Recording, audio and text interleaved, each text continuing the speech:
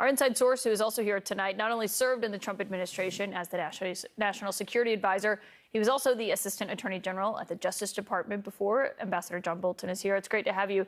Ambassador, when you hear this, what do you read into Jack Smith asking for more time from the judge to kind of sort through this when he's actually typically been the one pushing to get this case in trial in court faster?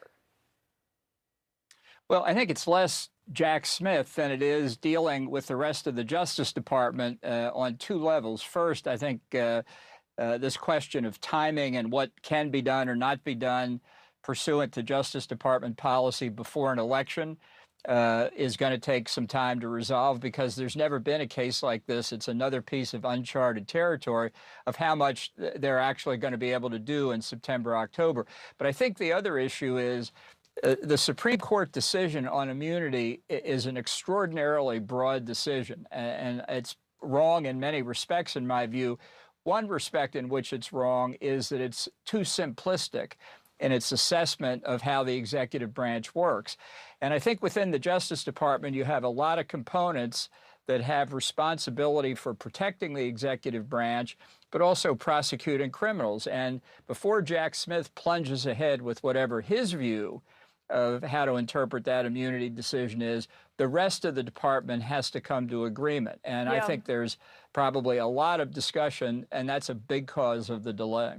Yeah, well, and it's remarkable to see it, especially given this is a case that revolves around after the election in January 6th. And then at that press conference today, we also heard Trump describing when he left the White House as a peaceful transfer of power. That's a quote from him. I'm not sure historians will see it that way. But as he was talking about what it looked like when he left the White House the last time, he also seemed to be laying the groundwork for the 2024 election and possible, issues that we could see him try to present should he lose this election. Listen to what he said when he was raising questions about Harris as the candidate.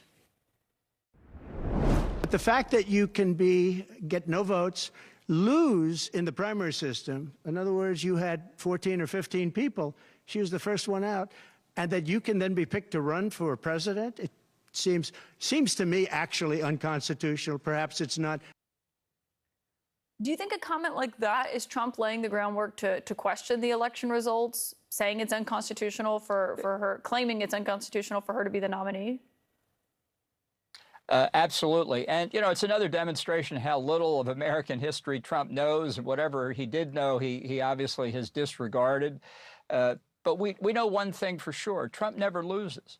And so if he's not declared the winner of 2024, as in 2020, it must be because he was treated unfairly yet again. It was stolen yet again. And I don't think he knows exactly what his theory is going to be this time to explain how the election, he was denied winning the election, so he's trotting out a number of things.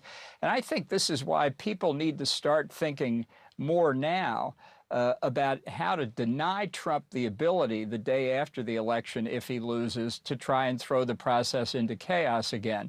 I think this was a mistake in 2020. Trump was the cause of many Republicans not casting early ballots because he insisted they would be fraudulently abused by the Democrats. Well, in 2020, why weren't his lawyers in court in August, September, October, trying to stop all this vote harvesting, all this illicit activity? Because he didn't want to do something that might actually affect the election. He wanted to build the basis for an excuse to explain why he didn't really lose. And I definitely think that's what he's about. Yeah, and he was questioning mail-in voting today, even as his daughter-in-law at the Republican National Committee is urging people to vote by mail, saying that they should play that game. I do want something else that happened today in this very lengthy press conference. Something that we're going to show you what Trump said today and then show you what actually happened. I was very protective of her. Nobody would understand that, but I was. I think my people understand it. They used to say, lock her up, and I'd say, just relax, please. Folks, honestly, she's guilty as hell. I think she should be in jail. She should be locked up. Not exactly relax, please, or as he phrased it today. Yeah, look, Trump can't tell the difference between what's true and what's false. It's not that he lies a lot, because to lie, you have to do it consciously. He just can't tell the difference. So he makes up what he wants to say at any given time. If it happens to comport with what everybody else sees, well, that's fine. And if it doesn't comport with anybody else, he doesn't really care. And he's had decades of getting away with it. So in his mind, the truth is whatever he wants it to be. And that's what you heard today.